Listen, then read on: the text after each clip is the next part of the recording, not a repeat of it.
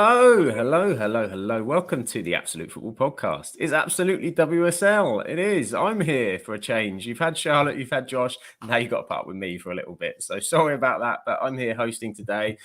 There is two of us. We're hoping there's three of us. We're hoping Paul is going to join us as well. In the world of technicalities, we're trying to sort that out in the background. So hopefully he will be with us. But we hope you're all having a fantastic week. As you know, this is our third of three preview shows on the Absolute Football Podcast. Josh did the first one talking about the growth and the women's game and how it's evolved. Charlotte was doing last week's in terms of what's happened so far in the WSL, all the big stories and everything like that. And we actually have some football to talk about, which is always good on a football podcast because there's been the Women's FA Cup this past weekend, and of course the WSL and Championship return this weekend as well. So I have my experts, and we have someone who's not yet appeared on the pod. Very excited to bring her to you. Chloe is here. For audio listeners, this is a different Chloe to Chloe who was on the Everton fan a few weeks ago. So we've called her Chloe Chelsea, which may be a spoiler in terms of who she supports. But Chloe, how are you? Yeah, I'm doing good. Excellent. A good week. It's cold down here. Where are you, and how cold is it where you are? Yeah, I'm down south, so it's quite cold down here. It is a bit chilly. And so I think I gave it away, but just in case anybody didn't catch it, who do you support? Chelsea, obviously. Chelsea. There we go. Chelsea. So your trophy cabinet is well and truly full. That's for sure. And of course, it's not just Chloe. We have fantastic Freya is back. She liked it so much last week. She's come back again to join us. Freya, how are you? Fantastic, Freya. I like that. I'll keep that. I'll get that on my next shirt. But yeah, no, I'm really good. Thank you. How are you? Yes, I'm doing very well, thank you. I'm doing very well. Very excited for this one. So we've all been excited how we've been talking about this show for so long. It's nice to it's all coming to screen and having you guys on is excellent. So, and for anybody who missed last week, who do you support? So, originally from the Northeast, so I support Sunderland, but I went to university in Birmingham, so I kind of got accepted into the Villa family. So yeah, split allegiance between the two. Excellent. Very good. So we've got plenty to talk about, and hopefully we can introduce Paul. We really do hope we can, but we'll wait and see for that. He might just pop up as a surprise during the show. Let's wait and see. And of course, all our fantastic people are here in the chat. We have Charlotte, our wonderful Charlotte is here. Hello, everybody. Excited for the show. Charlotte's here with us. Mr. Luke, Ulrita, everybody. Welcome to join us. Bait TV you have made it on time. You absolutely have. We're here and ready to go. Simon is here. Hi, everybody. Johnny is here as well. Spenny fan Chris, afternoon everybody. He's got some big news from the Spenny Moortown ladies team. Looks like we're getting a reserves and an under 18 team. Big news for the club. That is excellent news. Very good for you guys. Fantastic. I've got Paul. I've got a picture of a circle, so I'm going to see what happens if I bring this in. Hello, everybody. It's Paul. Paul is here. Hey, there he is. I've thought with the back and forth, if I turn the camera off, nobody wants to see this face anyway. If you've seen my picture on Twitter, so. Well, we can hear you, which is better than nothing. We will take the wonderful tone. So we've just done the introduction, so we'll do it for you as well, Paul. Paul, how are you? Tell everybody who you are, who you support, and just anything that might be interesting to know about you. Hey everybody, I'm Paul. I have written a bit about the WSL. I commentate on it for the FA Player and the Championship as well. Written at various websites. I commentated on Coventry United. So if anybody remembers the famous Great Escape, that was my voice on it. And yeah, I'm excited to finally join you lot and say hello to everybody, even if you can't see a picture of me yet. And it's brilliant, and we are very pleased to have you as well, Paul. So excellent. Thank God you're back with us to join us. We're very excited. So of course we've got a lot to cover this week, so we're going to dive straight in a moment. Just a couple more from the chat. Katie says hi to Chloe, says hello, giving you some love in the chat. And Ant has a massive question early on for Freya. Big question. Who are you supporting next Wednesday, says Ant? I might wear my Sunderland top underneath my Villa top on top, and then just kind of change halfway, see how it's going. That's a good show. You can't lose. Well, that's You it. can't So lose. I can't lose. Yeah, that got it. Can't lose. Football's great when you can't lose. It's very rare it happens, but now and again you can. So the FA Cup is what we want to talk about, and I will bring up the sort of thumbnail here. We of course had the fourth round this weekend. We had some football to talk about. A lot of the big teams doing the business, but there we go. We've got 2 pages of this, so this is the first kind of 8 results. So I'll just sort of open it up, and I suppose, Chloe, your team's there with another win. You like winning, don't you? To talk to us about the Chelsea game this weekend. Yeah, we do enjoy winning quite a lot at the moment. But that one was a tough one. We have a tendency to make it not as easy as it should be for us, considering West Ham is sort of lower down in the table. They gave us a good fight. So I think it was like 1-1, and we only won 3-1 after extra time. So yeah, a lot of football to get through at the start of the year, but it's good to get minutes in the legs, really. It's got to be done. Was it tougher than you thought it was going to be, or did you kind of have that in mind? It was going to be a difficult time. I think having played against West Ham before, it's going to be a difficult one. It's a derby, so they're going to be a bit more up for it. So yeah, I thought it was going to be a bit of a tough one, but yeah, absolutely. And obviously, this is it. He did the business, and obviously, Sam Kerr's injury has been a challenge. How did you like the lineup without her? Yeah, I mean, before when we've had big injuries to players, like I remember Frank Kirby having a sort of big injury, and we didn't have the depth really to make up for it. Whereas now, obviously, it's a huge miss that Sam Kerr's got an ACL injury and is going to be out for the season. But we've got that strength and depth, and that definitely shows sort of match on match, even this weekend.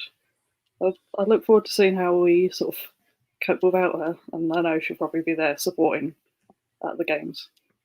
Yeah, absolutely, a tough miss. So interesting how that all pans out. And Paul, come to you. Any ties out of that list there that you particularly want to pick up on and talk about? The one not so much on that first half of the list, but the FA Cup tie I really want to talk about is Wolves beating Reading, because that was huge. There it is, about halfway down. Obviously, that's third tier beating Championship, and I'm not sure. I'm trying to remember the last time a third tier team has actually made the last 16. I'm sure they have, but my brain can't think of it at the moment. But that is a massive result, because Reading obviously were WSL last season and they are in free fall. Wolves managing to beat them away from home as well. They're doing great things, and it's kind of gone under the radar because everyone's talked about Newcastle. Everyone was focusing on Newcastle and Man United, and obviously all the investment there. But Wolves are really doing something, and that's a fine example of it. Mm-hmm. Is that, say, from my perspective, I think Josh and Charlotte said the same. We're kind of new to women's football. We know things, but not lots of things. So it's fantastic we've got you guys that do. In terms of cup upsets and things, has there been a lot in the past? Is this a fairly new thing? Is the standard getting further apart or closer together, do you think? Well, I don't know if Freya and Chloe can think of kind of more upsets. The last one I could think of, Bridgewater beat Crystal Palace a couple of years ago. That was a third tier. You do get upsets further down the pyramid. So like the men's equivalent would be, like a League Two team beating a Championship team, that kind of thing. But you very rarely get Championship and WSL teams. At least I can think of. Freya and Chloe may well prove me wrong here, because I'm just trying to go back through and remember in my head the past few years, but it's not something that you'd expect, certainly. Yeah, I'm just having a quick Google while you were talking, Paul, because I was trying to think. So I remember, yeah, no, it's gone. I can't think of the one, but yeah, it's certainly those smaller sides, as it were, and you just think, what a fantastic moment for them to come through and kind of show what they're all about. And sometimes it is that grit and determination that you only get in the lower leagues that really pulls them through. And it's brilliant to see, because it gives them a platform to new audiences. People get to see, Wolves women do have a team and all of these other teams from around the country. So it's not just about the WSL and the Championship. There are so many more clubs out there, and probably down the road that if you don't know where to look, sometimes can be really hard. Because I know, so I'm in Lincolnshire at the moment, and I really struggle to find out where my local team played. Who was in the team? Do they have any social media? Probably not. So yeah, I'm all for these these smaller clubs coming through. And that London City Moneyfields one, just while it's on the screen, Moneyfields held them till half time before Risha Littlejohn got her goal. I think it was 45th minute, and then the floodgates just kind of opened as they do. But it's really brilliant to see the standard increasing, that these teams can go toe to toe with the bigger clubs. I suppose that's going to be an inspiration as well, isn't it, to other clubs moving forward in other seasons? They're going to see what teams like Wolves and that have done. As you said, raising that exposure for people locally to know that their team is there and to know that there is a team to go and support.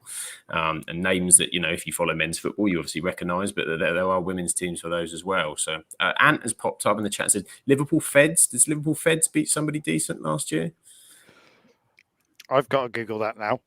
Ant's caught me out with that one. Or was Ant just throwing us a grenade here? I'm definitely with Bridgewater beating Crystal Palace. Is the last time I can really remember a shock that I went, oh, that's a big one. Certainly in the latter stages, when you get into last 16 kind of level. Yeah. I can't think of many shocks. Yeah, it sounds quite likely. I feel like there might have been a few over the years. Personally, I was part of one, it's got to be a few years ago now, with Swindon Superine, where we beat Banbury United. I think they were just a bit above us, and we've beaten them like 2-1 when they were expected to be the ones to win. So, yeah, it's quite something to be part of an upset when, you're not really expected to win. Yeah, good to be part of it. Yeah, it adds another element, doesn't it, to that fan support and that, the underdog. Everyone loves the underdog, so that is what cup upsets are all about. And so, unfortunately, Freya, both of your teams there are in the red on the left hand side. Do you want thanks for that. Sorry about that, but what happened? Which one do you want to touch on first, Villa or Sunderland? We'll get Villa out of the way, shall we? So I was actually there. So me and Lindsay, who do the whole 115 yards together, we were both there. Right pitch side, we had a great seat, and then the football didn't happen. So we went into it thinking, right, okay, Everton revenge match for getting beat 2-1 before Christmas. Let's go. We've got Noelle Moritz who's come in, fantastic defender. We need help. We need a bigger team. So she came in. We're like, right, okay, we've got a chance. We know we've got the quality. They just haven't been clicking. The performance hasn't been there. And then it was still 0-0. There were chances at both ends. We're like, right, okay, we can do this. Something will come. And they were getting some fantastic balls in, and just nothing could come of it. And unfortunately, Everton played a very good game and just could make the most of their chances and were much more clinical on goal. And then there was the penalty, and then it just kind of all collapsed and fell apart. So not the best start to 2024 for Villa. But Carla Wood did come out and say, she did an interview earlier, that she is looking to bring a couple more in, that she knows we need a couple more. Whereas before she said, I'm quite happy with the team. And we all kind of went, are you? Really?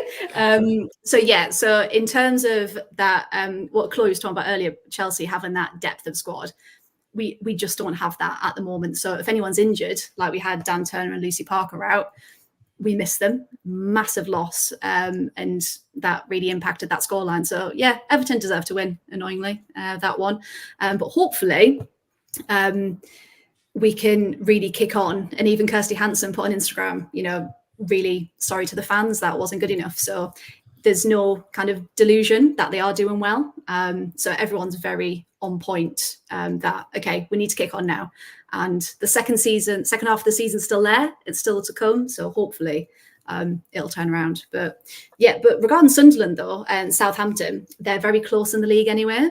And we knew it was going to be tight. But Sunderland played really well. I genuinely thought they were going to do it. But they just got caught on the counter a couple of times. So yeah, really sad about that one. And of course, Durham and Newcastle as well, being from the northeast.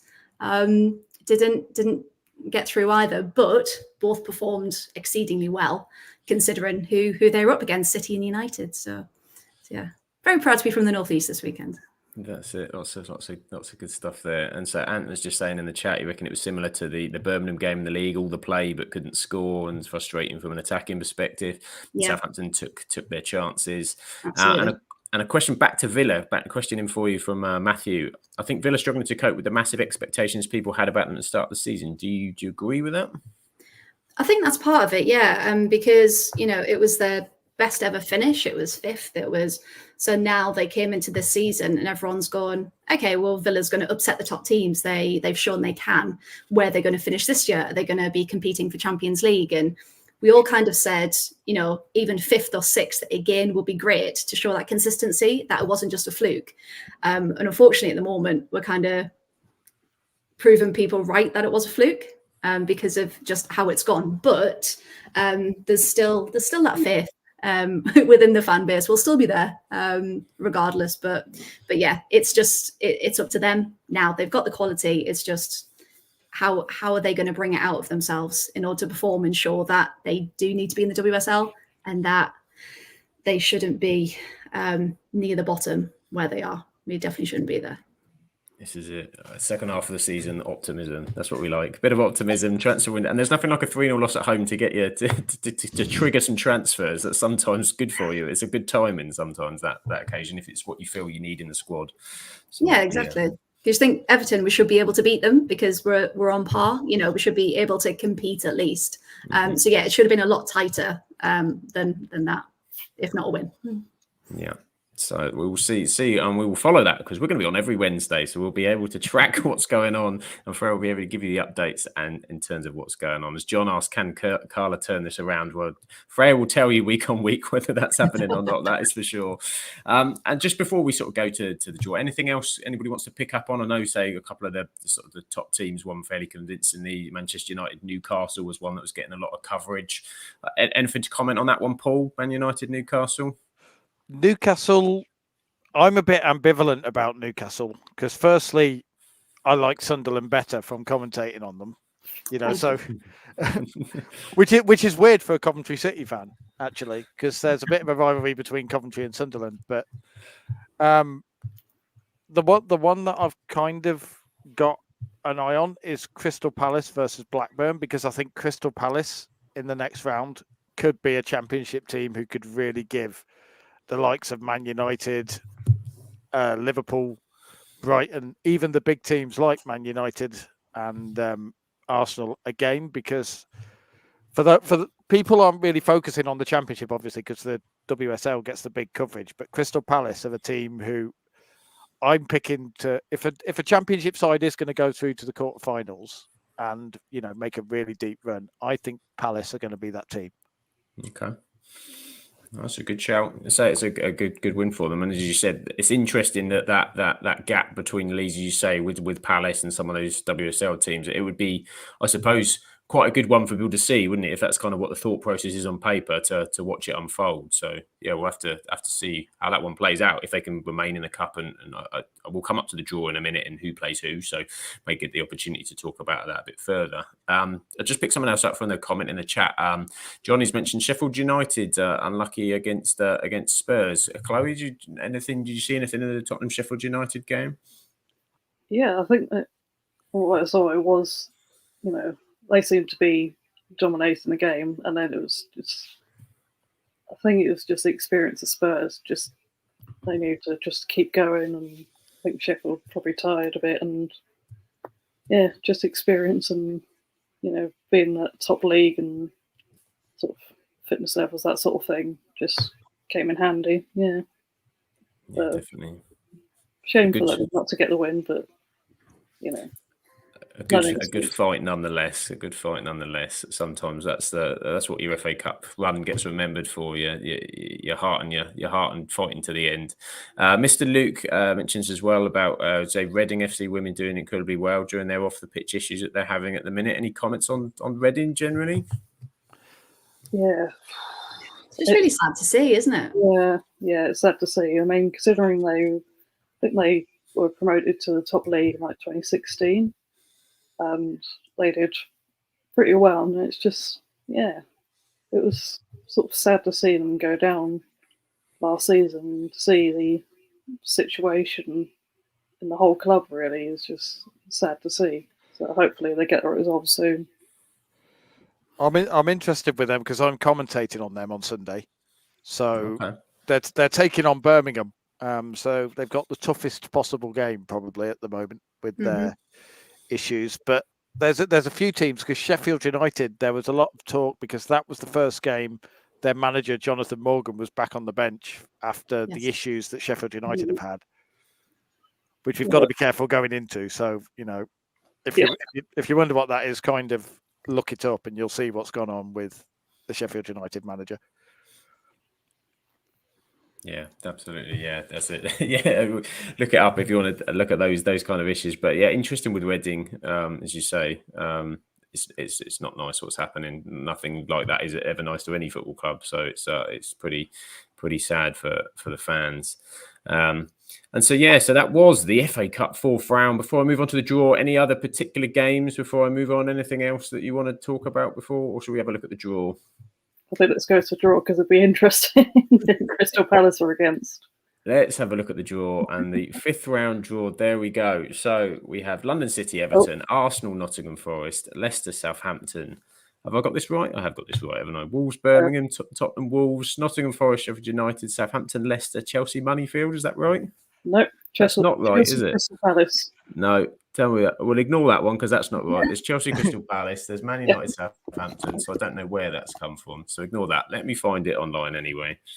I told you I was having a day and a half, so I'm not surprised that I've pulled up the wrong slide. Bear with me. So the fifth round. So yeah, Chloe, why don't you talk about your fifth round draw because you know who it is. Crystal Palace. Yeah, that's gonna be a tough one.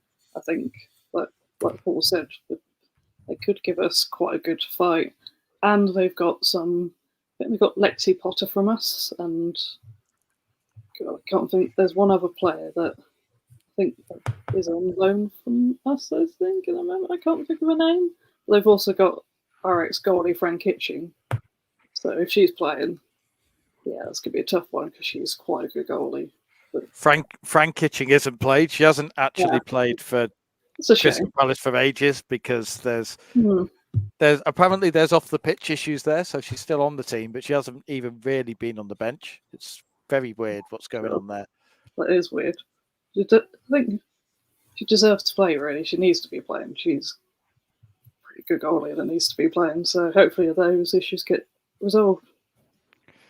I have made a rod for my own back picking them to go deep in the cup, haven't I? Though, when they're playing Chelsea. You have. I'm liking the boldness of your prediction, though, Paul. I respect the go for it. If you're going to go big, go big. That would be a shock.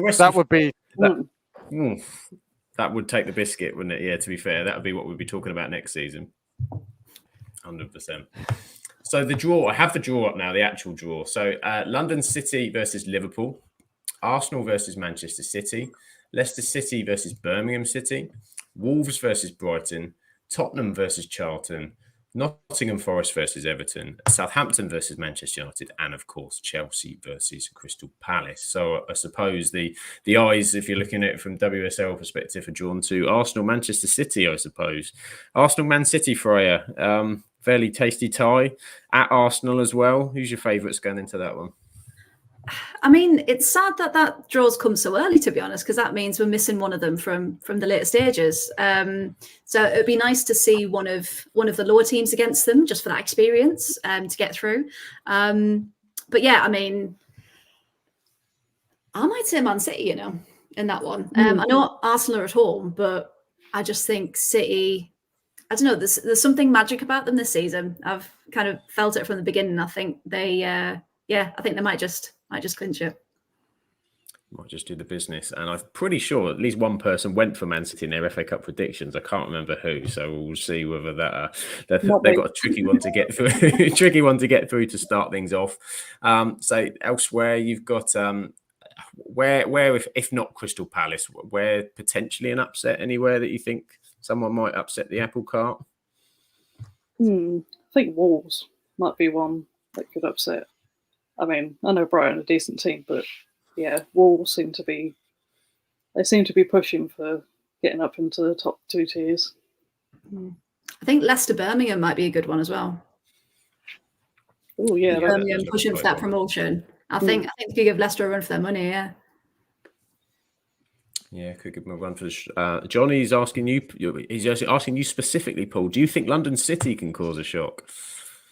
London City are a really weird one because they should have been better than they were this season because they signed a lot of very interesting players, and they've signed Carolina Marachi, who's got a really good reputation as a manager in the women's game. If they had a massive crowd behind them, the trouble is a lot of the thing.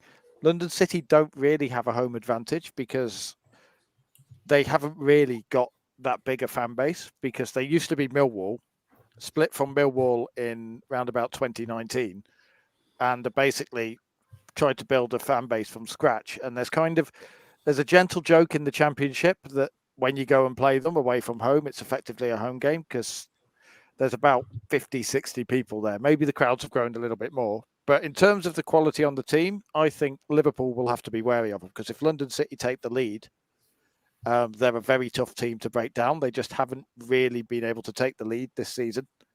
But I think, yeah, Johnny, I think that I would definitely be going into that game if I was watching London City with hope. You know, I definitely wouldn't count them out causing a shock. It'll be a tough one against Liverpool, but I definitely wouldn't count them out. There we go. Interesting one to watch for sure. Will London City do it? And as you say, if they do, that would be another fantastic result for their side. So keep your eyes on that one. Another question's come in from the chat. So I'll throw it around everywhere. Chloe, do you want to take this one? If Arsenal lose, will there be pressure? Will there be pressure on the onus? Yeah, I think there will be, but then you've got all the injuries they've had this season, which has massively affected them. Although they're starting to get players back. Like they've got Miedemar back, Mead back, Williamson's pretty much almost there. So I think they've been hampered a bit with the injuries. But we'll see what happens, and maybe they'll sort of kick on a bit more with all these players coming back, sort of later on the season. Yeah. That's it. They've got some injuries to come back, so and starting to filter their way into the team.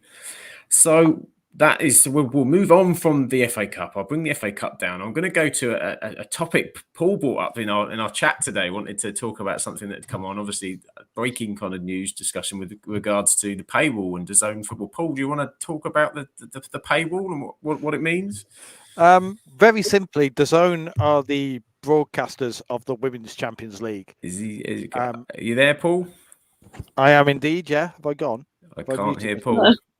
No. I can hear you, Paul. I can hear Paul. Yeah. It might just be me. Okay, crack on, Paul. I'll sort myself out. Okay. Basically, DAZN are the broadcasters of the Women's Champions League. Then they stream a lot of the games, and they've streamed them for free the past few seasons. This season, they kind of put in a paywall, initially a subscription service, and they've announced they're taking that back down again, so more people can kind of watch the Champions League for free, which I personally think that's absolutely the right step.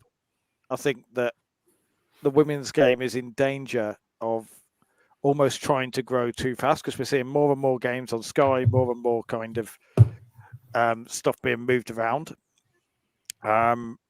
So I don't know what you guys think, but I think that making the Champions League effectively free to air is going to be amazing because it basically means people have got more access to watching most of the best players in the world rather than having to pay for it. And that can only help grow the game just beyond the WSL as well. Yeah, I think they went too soon with the paywall, to be honest. It was a bit like, yeah, the game's growing, but putting it behind something and not making it as accessible, maybe not the step to do right now, but I'm glad they've opened the got rid of the paywall, and obviously you've got Champions League and various other leagues. And I think it's the visibility we need to have and then grow the game from there. And when it gets to a certain point, then, maybe reintroduce the paywall. But it's the visibility we need at the moment. Yeah, because it was interesting because I watch a lot of Liga F, and I remember one morning, it was can't remember what match it was, a Real Madrid match, I think, and it was on quite early. And I remember going onto YouTube to try and watch it, and there was nothing. And I realised certain matches were then behind the paywall, whereas the most popular ones, like your Barca's, etc., most of them were still free. So it was really peculiar which ones they had for free and then which ones that had moved behind it. But I think it's fantastic, especially with Champions League being free, because you think of like the FA Cup, World Cup, etc. That's always on the telly. That's how you get your viewers. That's how you draw people in. And I think if people realise how big the Women's Champions League is getting, why can't it continue to grow? But on the flip side of that, the Sky Sports deal, I think when they agreed it, I think it was 2021, it was worth £8 million, I think. So that investment in the women's game was phenomenal, that a big broadcaster was taking the women's game on and was giving it the attention it needed. And so all the build up that the men's games get and things like that. So I think it is a good step forward of that investment, removing that paywall in that sense for those games. But I think it's also really good having some with the backing of such a broadcaster, because it shows it's going in the right direction, that the right people are paying attention, and it can only get bigger from there. So I'm all behind that. So well done, DAZN, for doing that. Very good. That's it. Availability and eyes on it is important. It's important in anything when it grows. I think that there is that availability to see it and to do it. And as you touched on, Freya, that the investment though can be important, and it kind of proves in itself that they feel that with a paywall that there's still the potential for viewers. But I think, as you all said, it's the right decision. Keep it open. The Women's Champions League is growing tremendously as well. So the more eyes that you can get on it, the better. So yeah, I think well done, DAZN. That is a very good decision from them for everybody to be able to watch it. Before I go on to WSL and Championship, because we'll get there. It's obviously transfer season as well. Is there any transfers anybody wants to bring up or talk about? I mean, West Ham, they've done some good business this window. I mean, they started out quite poorly, as you can probably see from the table, but they've really pushed this window, bringing in Katrina Gorry. They've got Zadorsky on loan from Spurs. They've just made these fantastic signings that say we're not done. We're not bowing out. This isn't going to be our season. And I really wish Villa could kind of jump on that bandwagon and get a few more in. So we've still got, 17th? Still got time for the window closes. But yeah, I think West Ham, especially the way they played against Chelsea, I was quite good. Chelsea came back actually and won. just as West Ham started, I was like, you know what? If this is going to be an upset here, that would be a really promising start to their season. So I think eyes on West Ham. They've done some good business. Awesome. West Ham have got in there early. Anybody for you, Chloe? Anybody else stood out outside of West Ham transfer window wise? I was going to say West Ham anyway, because also they got Christy Mewis, which was really good timing because considering Sam Kerr got injured. So that worked so well. Yeah, I think it is West Ham is the main one at the moment, but it's a case of wait and see, because there might be some other sort of teams doing some of their deals, getting in loans as well. And yeah, I mean, we've got Natalie Bjorn in from Everton, which pretty good. I don't think we're going to do much really in the transfer window, but yeah, I think we're going to see probably some more signings later on. Yeah, it'll be interesting to see who they get in, and whether maybe Bristol do anything as well. That's what I was going to say. Is there anybody you feel need to do something? Obviously, with West Ham making those moves, surely Bristol have to be doing something. Do you think they will?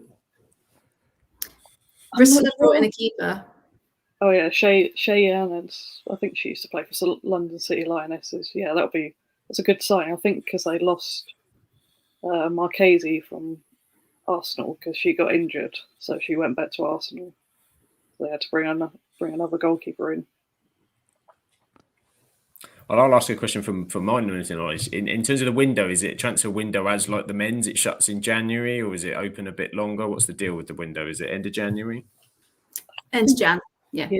Yeah. End of January. Okay, so a little couple of weeks to go yet then for panic stations to set in. It's usually after the game that comes back, then everyone goes, "Oh no, we need some more. We need some more bodies. Help!" A question for you, Paul. Sorry, carry on, Freya. No, I was just going to say the funniest one was the Emily Fox Arsenal one, because they released that training picture, and she was in the background, and everyone went, "Oh my God, Emily Fox is at Arsenal." And funnily enough, they deleted the picture. They photoshopped her out of it, but left her shadow. I don't know if anyone picked up on that. And then reposted it because it was a picture of Leah and Beth, I think it was, in training. And so they kind of ruined that surprise before the official announcement. So well done to Arsenal Media for that one. That's genius. I like the fact they just kind of like shadow over it though and just sort of say it didn't happen. Now we didn't post that 2 minutes ago. No one saw that. No one saw that. Nothing happening here. Keep moving. Yeah, it seems like you don't get much past WSL fans really. they all pick up on these things. Oh, they're cracking, the detectives. I just read through all the comments being like, "Oh, I didn't mention that." Yeah, right, I'll take that. Yep. Very good, very good. Paul, from your side, anybody who's done a transfer that's excited you, or somebody you think needs a transfer, or a transfer rumour that you'd like to happen? I think Bristol need a striker desperately. Yeah. They need to do something. But nobody's, again, this is something that seems to happen with Leicester. Nobody mentioned them because in the early business, they've brought in 2 Japanese internationals, Yuka Mamiki and Saori Takarada. And these are players that are, internationals for Japan. Japan obviously did very well at the World Cup. We've seen Hinata Miyazawa at Manchester United. And it is really weird how everything that Willie Kirk does just kind of goes under the radar. Like the business they did in the summer, some of the players they brought in the summer as well.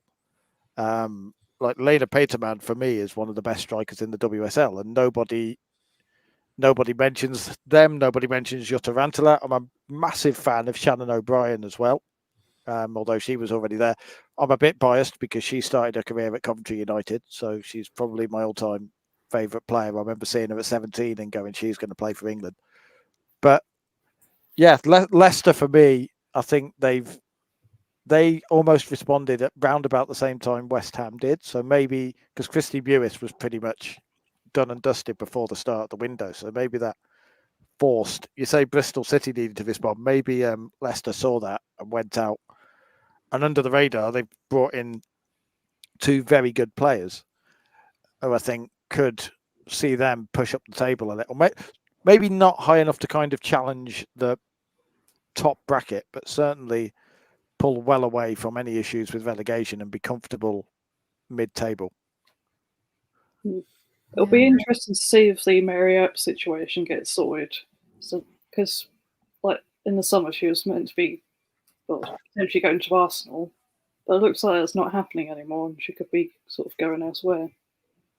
And it can't be easy for her though, because the fans, she's lost some of the fan base as well, just how it's come across in the media. And, it's probably not come from her at all. It's just how it's being construed. And I know we've all kind of mentioned before, social media can be fantastic and it can be brilliant, but it can also be such a destructive place as well. And I think for Mary, it's come out, she's been so professional in training and like she hasn't changed herself.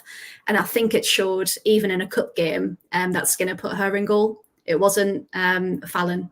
It was still Mary in goal when usually it's your second choice goalie, isn't it?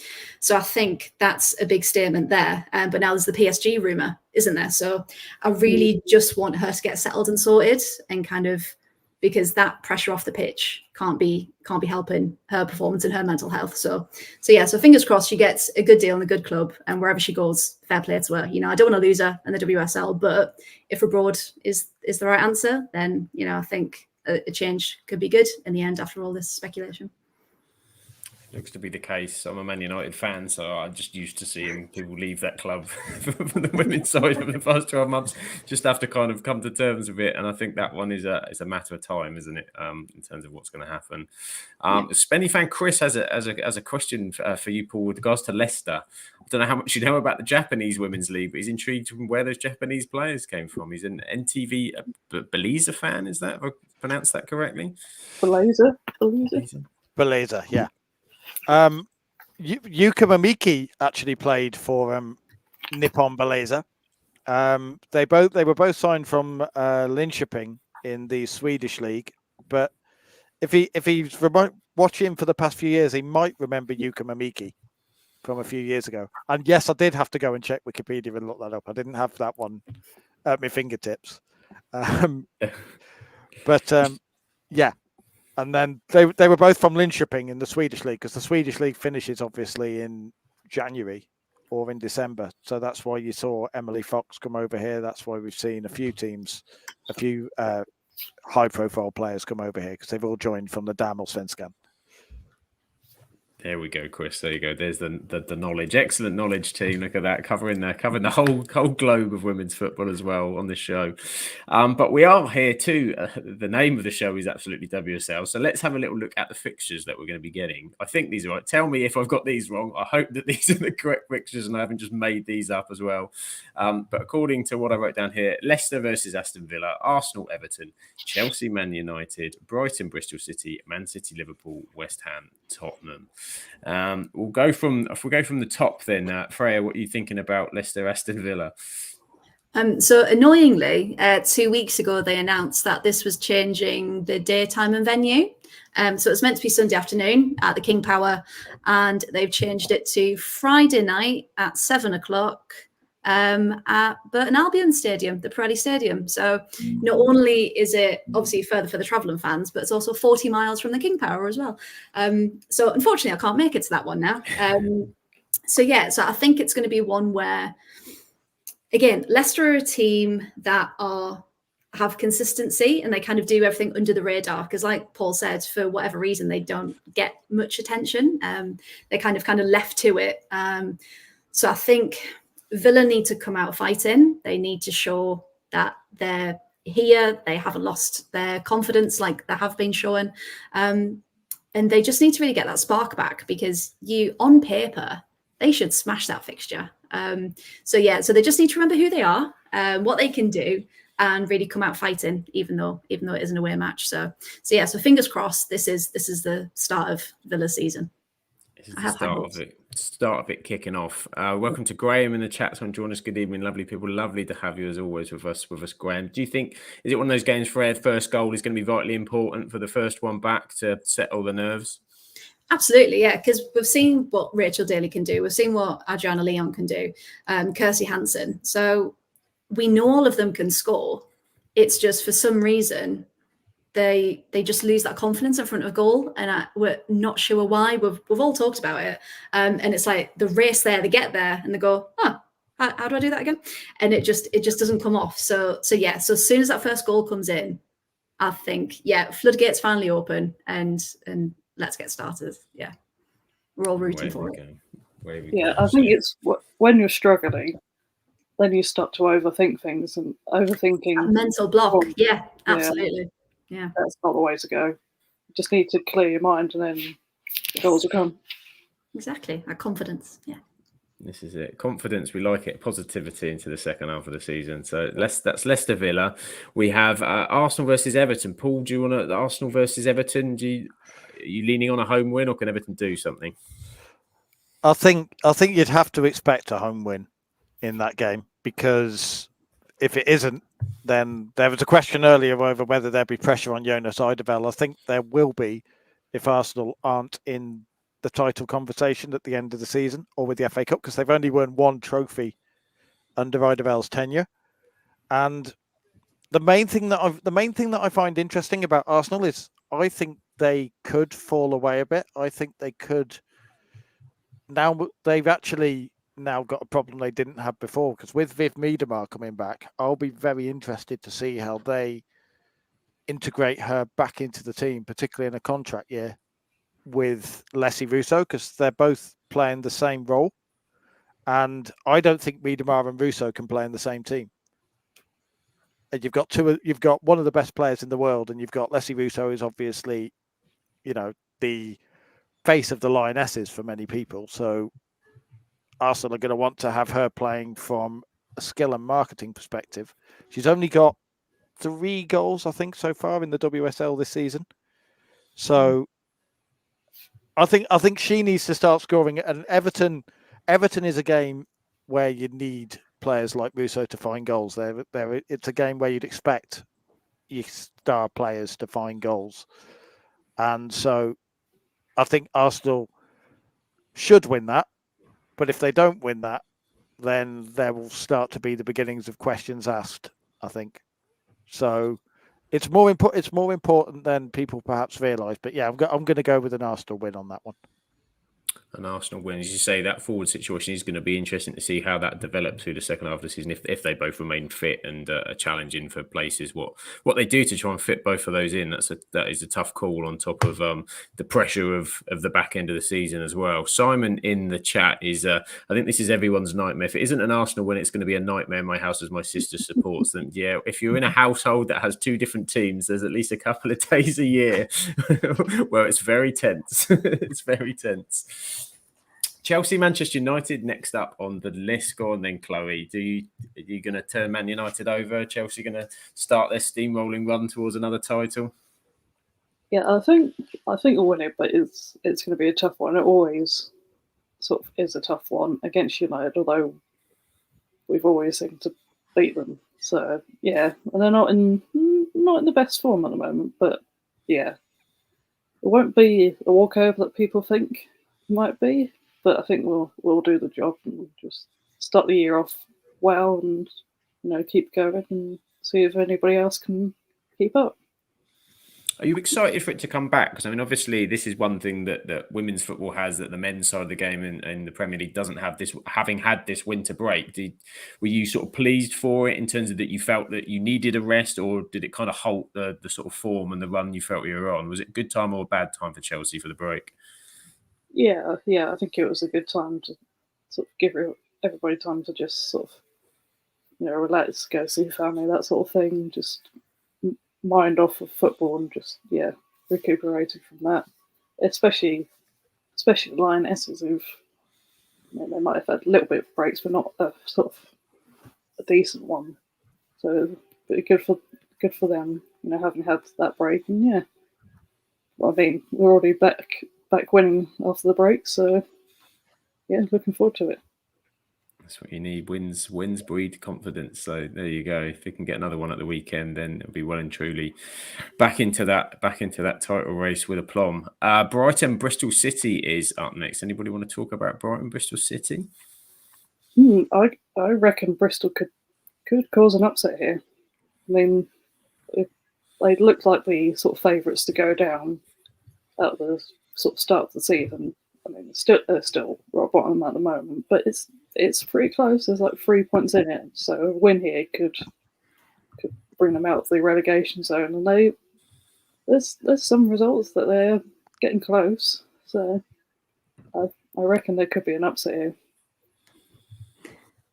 Yeah, I think they'll be fuming as well that they just lost at the weekend as well to Liverpool. I mean, that last minute winner. I genuinely thought Bristol were going to take it. So I think they're going to come out lots of determination, and they're going to be fighting for it. And I think against anyone, Brighton could be quite a good one to maybe catch them off guard. Because I mean, Brighton had a great weekend. They had 5 different goal scorers, I think. So Elizabeth Turlin's been on fire for them. So she'll be, up front scoring. But yeah, I think it might be a close one with Bristol. But why not? Why not do it? Why not? Exactly. Why not? That's what football's all about. These results that come from nowhere. You never know. Bristol City, and they need a result for sure. So they, to start off with a win for them would be huge. Yeah, would be huge. Manchester City, Liverpool next on the list. Paul, should we come to you for that one? How you seeing Man City versus Liverpool? I think Liverpool can pull off a win there, because Matt Beard has quietly because obviously Liverpool have their history in the WSL. Last season they've kind of been playing their way back into it, but this season they've been almost last season's Aston Villa in the way they've kind of quietly been making their way up the table. I think Man City would expect to win that, but Liverpool have already beaten Arsenal away. So there's nothing stopping them doing the same against Man City, I don't think. And if they do, that will really start to put the cat amongst the pigeons, and people, I think, will really start to take notice of Liverpool. It certainly would do. Yeah, a win away at Manchester City will certainly open eyes. Where do you kind of foresee Liverpool's season ending? Do you think that they'll rise further up the table, or where they are is about where they're finished? I'm not convinced about Man United. I think Chloe's worrying a bit too much about Man United as a Chelsea fan. Because I think the problem with Mary Earps, I think there are issues behind the scenes. I've never been really convinced by Mark Skinner. I think he's a man who talks a very good game, but there's lots of questions over his squad usage. There's lots of questions perhaps over his tactics. And I think Emma Hayes has him well and truly beat in that particular thing. And I think Liverpool could force their way into that top four. And I think it could be realistically at the expense of Man United, or it'll be between Liverpool and Spurs for that fourth spot. Interesting. And so a win at Manchester City would certainly set them up for that, wouldn't it? That confidence for the second half of the season. So yeah, I'm not the biggest convinced with Skinner either, and I don't think a lot of the United fan base are either. So I wouldn't be surprised if that second half of the season starts to show some of these cracks a little bit more on the pitch, and then possibly force some action towards the back end of if not in the summer when the season breaks. So one to keep an eye on. But Liverpool, Man City, very, very intriguing, very interesting game. And the bottom one, the last on the list, obviously we spoke about West Ham and their new players coming in. They're at home to Tottenham. West Ham or Tottenham? Where's your money on for this one? That's a tough one for me. I don't know what the others think, but I'm really not sure. It's earlier on in the season, I'd have said Spurs all the way, but with West Ham's new signings, it could go either way if they integrate quickly. Yeah, that's the thing. And I think with Spurs as well, we saw at the weekend, Bethany England really showed why she's captain and why she's a leader, and she kind of rallied them round, brought them back. And so I think if Spurs are on top form, I think they'll manage it, but it'll be tight. But the way West Ham played against Chelsea, hopefully they can take that. And I think they're going to give Spurs a good run for their money, which, as Paul said earlier in the season, they wouldn't have been able to do. So yeah, I think that's going to probably be the tightest one this weekend. Looks a tasty fixture. Looks tasty. With some very good, interesting fixtures to come back with. And so next week we are here every Wednesday now at 8:30. So we'll be able to give you the rundown of exactly what happened, what the view of the team was. We don't know who's going to be on next week. It could be anybody. So there will be plenty to discuss. I'm 100% sure of that. Of course, we don't just cover the Women's Super League. We are covering the Championship as well. So I've also got, I think, and hope these are right as well, the Championship fixtures for the weekend. So I'll sort of go to each one of you if there's one in particular that you want to sort of pick out. Chloe, anything there that stands out to you as an interesting game this weekend? Yeah, I think Paul mentioned it before, but Reading, Birmingham. I think Birmingham could be up there as maybe sort of pushing for going back up. I mean, I do kind of miss them in the top league, and it would be interesting to see Birmingham Villa sort of in the WSL next season. So. Yeah, that'll be interesting, and obviously with Reading struggling, sort of club-wise, but yeah, be interesting to see really. Sort of two former WSL teams go head to head. Yeah, definitely. Just touching on that Birmingham Villa, is that a big rivalry in the women's game for Birmingham Villa? Is it still? It's got that fire. Is it growing fire? Or is it still the same? Oh yeah, Yeah, at the minute it's because so City have got a couple of ex-Villa players. They've got Remy Allen, and we can support them because they're in a different league because they were our players and then they've kind of gone back technically. But if they're now in the same league, then that just kind of splits us again, and we can't support both. It'll be like supporting Sunderland and Newcastle. It just doesn't work. You just can't do it. So yeah, it's still a huge rivalry there. Would love to see them up though, because that derby day I think would be pretty cool. So yeah. That would be I think very they're going to do it. They've been very good so far, so it's all signs are pointing that could well be the case. Graham wants to know, and I'll ask you for this one, Paul. Up the mighty Charlton. Graham is our big Charlton fan. Is he going to be a happy man come this weekend against Blackburn? Yes, I think he is. I think Charlton are very much in that conversation for promotion, and Blackburn started well, and they've had Simon Parker, the new manager there doing good work at the start of the season, but I think Charlton will have too much quality at home as well. I think there's about 5 points between the top 5 teams at in the Championship at the moment. It is ridiculously close for that one promotion spot. Charlton are right in there. And yeah, I think they'll beat Blackburn this weekend, definitely. And if they can put a run together, because they went 10 games unbeaten in the second half of last season. So if they can put a run like that together in the second half of this season, they could be, I know I keep switching between teams that I think are going to go up because there are so many of them, but they're definitely in the conversation at the moment. Yeah, it's an interesting one. So Graham will be very happy with that. As you sort of mentioned about the table we had last week, obviously on the review, Charlotte brought up the tables, and it's ridiculously close. You're talking points between 5 or 6 teams at the top. So it is very intriguing week to week in the Championship how that's going to play out over the course of the season. Freya, we'll come to you for your northeast teams. Do you want to give us a little bit of a lowdown for Sunderland and Durham as well? Yeah, I can do. So Lewis Durham, I think that'll be a nice one back for Durham. Lewis, unfortunately, I think we mentioned on the review one last time, it's such a shame to see Lewis where they are. We don't want to lose them because of everything they stand for as a club. They're so phenomenal. So, hopefully Lewis can do enough to stay up, but I think Durham are just too strong for them at the moment. They're a very physical team, very good on the balls we saw against City at the weekend. And especially having that experience against Man City, all of the players across social media, they've been absolutely buzzing that they had that opportunity. So I think that confidence is gonna put them right. So yeah, I think be a nice easy one for Durham, that first one back.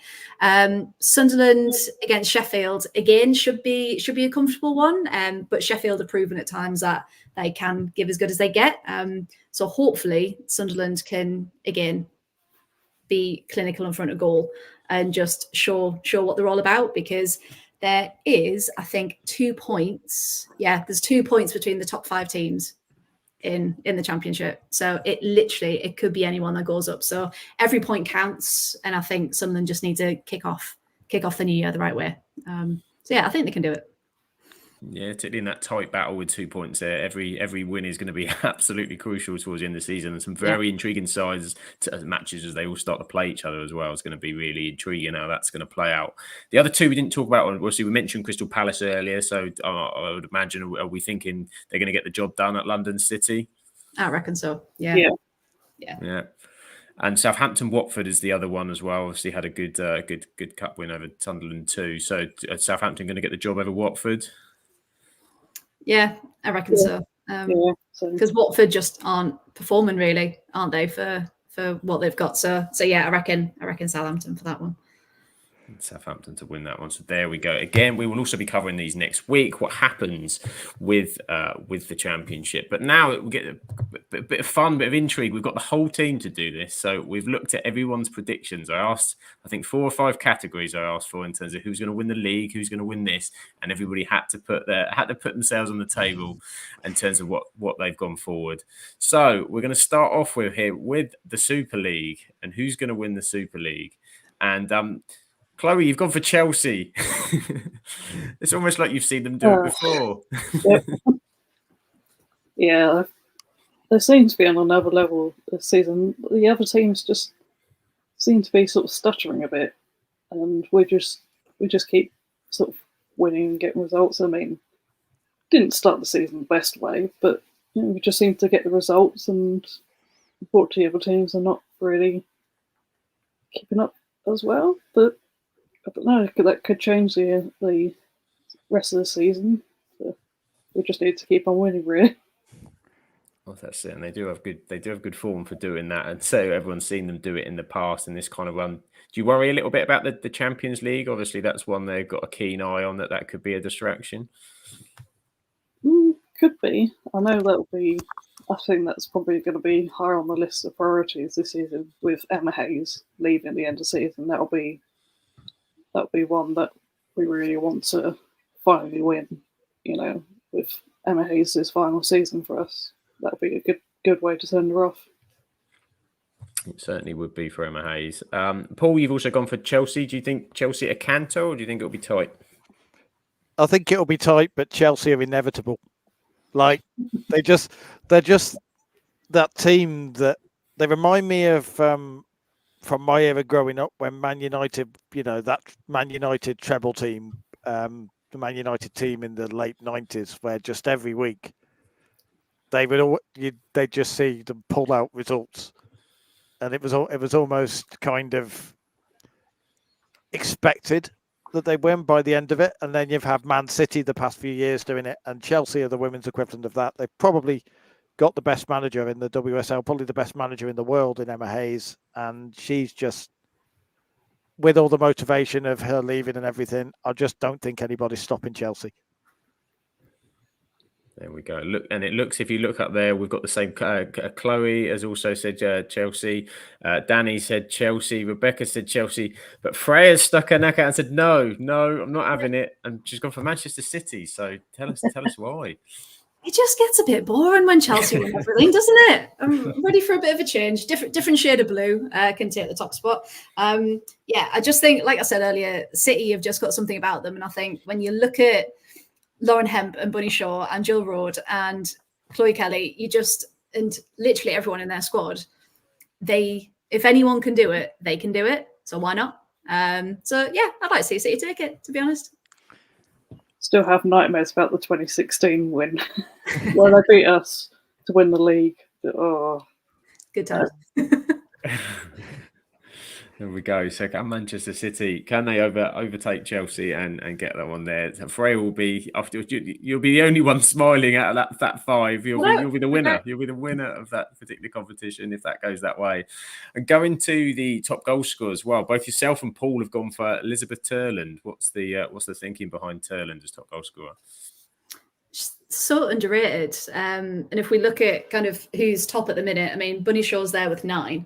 Lauren James, Martha Thomas, and Liz Turland are all on 7. So they're all second spots. So we've all done pretty well. So I think anyone who we've all mentioned are going to do really well. But yeah, she's just come away this season. And again, so underrated. I think her skill can sometimes slip under the radar. But yeah, if you notice her and kind of the position she gets into and what she's managed to do, I've been really impressed. So yeah, I'd really like to see her win it. Top goal scorer. And Paul, you've gone for Turner as well. Do you agree with what Freya says? Yeah, I think she suffers from the club she plays for, because I think if she played for Chelsea, she would be in the conversation along with the likes of Sam Kerr, along with the likes of Bunny Shaw as well. And she's got an eye for the spectacular as well. She loves a 25, 30 yarder. And as well, see, I've got 3 good reasons. There's 2 of them. But the third one is that she's kind of the focal point for Brighton. So she is the one expected to get goals, whereas Bunny Shaw and Lauren James and even Martha Thomas, with Beth England returning, aren't, the girl, as it were, the one who is expected to get on the end of all the chances. A lot of Brighton's game is now built towards feeding Liz Turland and making the chances for her to stick away. And if you give her space, she's like Sam Kerr. If you give her half a yard of space, she'll absolutely finish it. So I think that the likes of Lauren James and Bunny Shaw are going to be affected by being in a team where they spread the goals around, whereas she's going to be the one who's expected to score all the goals. So I think she is going to be the top goal scorer. Mm-hmm. Do you think, because I think Chloe, or Everton fan Chloe, has gone for Lauren James. Do you think there's the potential with Sam Kerr out that will burden more responsibility on James to reach that top spot? Or do you think that would be too much, as you said before, that they'll still spread the goals around? I don't think it'll be a big thing. I don't think they'll expect her to score goals, maybe make them, but they've got Mia Fischel, they've got Aggie Beaver-Jones, they've got even Guro Wright, and Katerina Macario's coming in as well, Frank Kirby. There's that when you actually run through it, it's frightening. Yeah. They've got some talent. They've got some talent in that list. And Chloe, you've gone for Martha Thomas. I know, a bit weird picking a Spurs player, but she's in the absence sometimes of Beth England, she's been on fire really for Spurs and really sort of pushing them on. I think obviously we've got Beth coming back, but I think she could really push on, and she's joint second at the moment in the top scorers. So who's to say she's not going to go on and get the golden boot? Well, this is it. I think, as Freya said, with it being so tight, it's only a goal or two, and that really does give everybody a fair shout. Danny and Rebecca went for Bunny Short, which again is a fair shout too. So it could really be any one of those names at this point in the season. We also asked the team to predict the Championship, the FA Cup, and the Champions League. So I'll come to each of you for your predictions, Rich. Paul did give me a couple for the Championship and for the FA Cup, so I'll let you have two for the Championship. I had to pick one for the FA Cup, spreading your bets. So we'll start with you, Paul. Do you want to talk through your picks there for the Championship, FA Cup, and Champions League? Champions League, I think Lyon, because I think Barcelona, I don't know. Barcelona are weird because everyone's talking about how they're the best team in the world, and some of the signings they've made, like Lucy Bronze, is supposedly fallen out of favour there. Only a year after signing, there was talk Ellie Roebuck was linked with them, which is a very weird. That's a weird one, to say the least. And I think Lyon just have that. Again, they have that experience, they have that quality. Chelsea managed to get by them last year only on penalties, but that game could have gone either way. And I remember Lyon beating Barcelona a couple of years ago, and just think that will happen again. FA Cup, again, I've made a run for my own back now by picking Crystal Palace to pull off a shock, haven't I? If I've named Chelsea to to win the cup, but Chelsea again, just in single games. If Chelsea turn up on the day, they're almost unbeatable. And for the Championship, the reason I picked two is because genuinely I can't separate between them. I see everyone else has pretty much gone Birmingham, but Birmingham have lost their top goal scorer in Jade Pennock, and that for me is the bit where I think Crystal Palace could overtake them, or Sunderland could overtake them. And it just depends which of those teams holds out better, because Mel Ray and Steph Libby are incredible. They are the Championship's version of Emma Hayes for me between them. And I think if Sunderland can turn Appleton into a fortress the second half of the season, I think they've got the motivation to go up. And Palace, again, can score goals for fun. It's just a question of whether they can win the vital games. But I think it's between those two. I think Birmingham will fall away a bit. Should be so interesting. Palace and Sunderland, Paul's going for the Championship. So Freya, you're one of the ones who went for Birmingham alongside the others. You think Birmingham are gonna stick it out? Yeah, I think I said in the message, didn't I? I was like, my head says Birmingham, but my heart says Sunderland. Because, like Paul said, there's not much between them at all. And if Sunderland can find their form, why can't they pick up the points?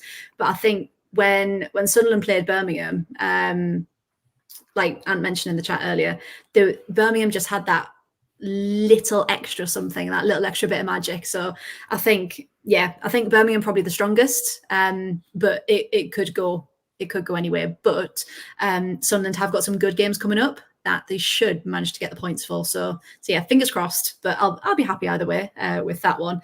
I gave the FA Cup to Chelsea because I said City for the league, so Chelsea have got to win something, haven't they? Because they always do.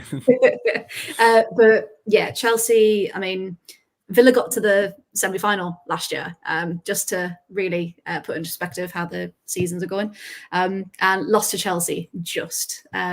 So I think, again, Chelsea always find a way to win. So yeah, I'll let them have the FA Cup this time. But Barcelona are just machines. They've got so much quality, and they can rotate into their B team, and it's still better than most teams in the other league. So, and they won 4-0 earlier against Real Madrid in the Copa del Arena. So yeah, I just think they're too powerful at the minute, Barca. So yeah, they've got my backing for Champions League. Barca for Champions League, and Chloe's gone for the perfect Emma Hayes ending.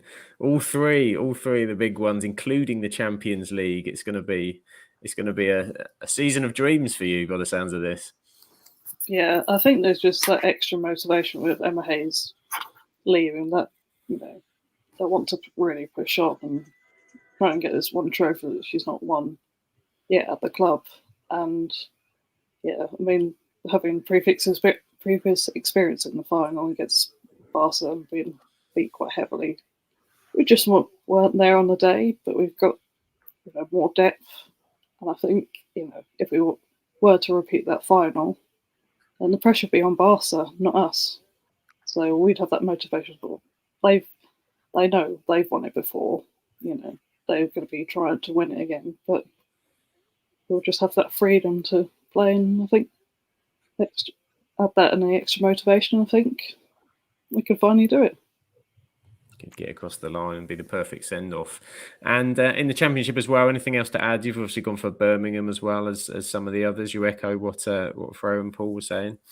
Yeah, I think Birmingham do just have that little bit extra, and they've got that sort of experience from sort of top leagues, and they know, what's needed. So I think they'll just about do it, but it's going to be extremely, extremely close.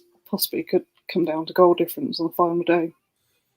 It could be. It would be very exciting if it was still 2 points on the final day, wouldn't it, between 5 teams? But we'll be able to cope. We'll have to have a safety message afterwards. Are you okay? Are you okay, Freya, during the afternoon of that particular event?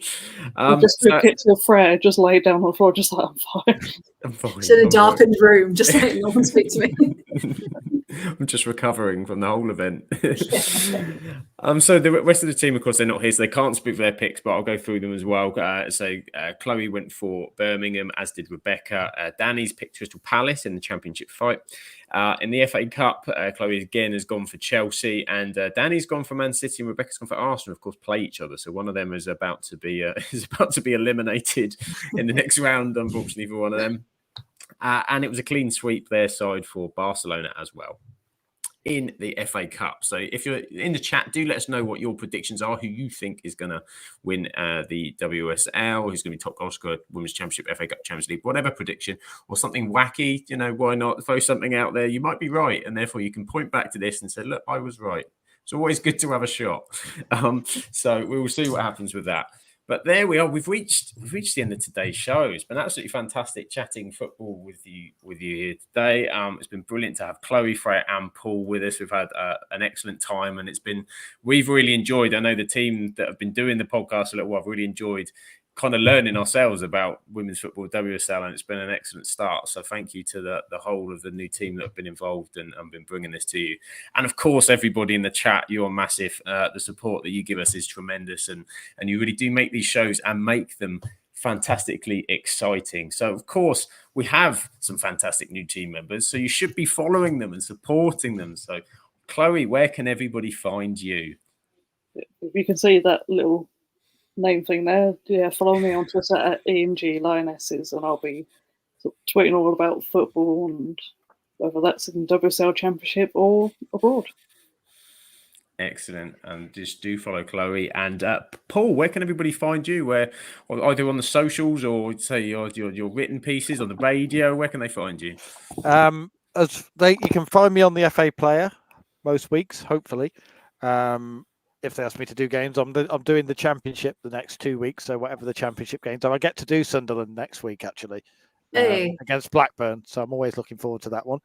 As you can see, I'm at Paul W Radio on Twitter. You'll probably find me on there yelling about the Sky Blues or women's football or ice hockey as well. And if I do write stuff, then I tend to put links up on there, so you can find all my written stuff on there as well. Magic. Do give Paul a watch and a follow for sure. And Freya, where can everybody find you? Yeah, so I'm one half of the whole 115 yards. I do podcast with my good friend Lindsay, and the two of us, we talk a lot about football, mainly Villa and Sunderland, but leagues across the world. And our podcast is out as often as we can do it. Yes, come and give us a shout. Come join the conversation. Magic, yeah. Give them all a follow and share them your love and support as well. And if for some reason you want to follow me, for some bizarre reason, I am at the FM Ducks on Twitter. Still calling it Twitter, never calling it X. It's still Twitter. And where else am I? TikTok, sometimes on Instagram. Yeah, every now and again. But mostly I'm on the Absolute Football Podcast. And I will, if I can find them, bring up the new socials. So if you're not already following us, please do. We are, of course, on Twitter, Absolute Ball Pod, on YouTube, Absolute Football Podcast, on Twitch, Absolute Football Podcast, on TikTok, at Absolute Football Pod, on Instagram, Absolute Football Podcast _ Threads, apparently it's still a thing. Maybe now and again we might do something. Why not? Just to keep it alive. And on Facebook, we are the Absolute Football Podcast. We are Mondays with our Premier League show on 8:30 with the European League roundups as well. Wednesdays, of course, that's our women's WSL and Championship show. And tomorrow, Thursdays, is Charlotte's crew. It is the lower league crew, absolutely lower league for EFL and National League. There will be Claire, there will be Nick, there might be Ant. There's definitely going to be Charlotte, and it will certainly be fun, entertaining, and hilarious because it usually is. So do give that a watch tomorrow if you can. And again, yes, thank you to everybody in the chat. Say we've got, yes, there we are. Your podcast is here, Freya, the whole 115 yards. They were across everywhere, yeah. It's everywhere. Can't miss them. Fantastic show from Simon. Josh is just tweeting from the thing, isn't in the account as well. Thank you. He's been very educated by everybody over the last few weeks, as we all have. Our very own Charlotte, yes, she'll be here tomorrow, so don't miss her next week. And there we go. And yes, of course, the award-winning Absolutely Lower League show. Can't miss that. The award-winning Absolutely Lower League show. And Charlotte's thanking. She's giving me some love for hosting. Thank you, Charlotte. You're a legend. And I look forward to your hosting tomorrow on the Lower League. But for now, that's it. Thank you, everybody. Thank you for joining us. Take care, and we will catch you on the next one.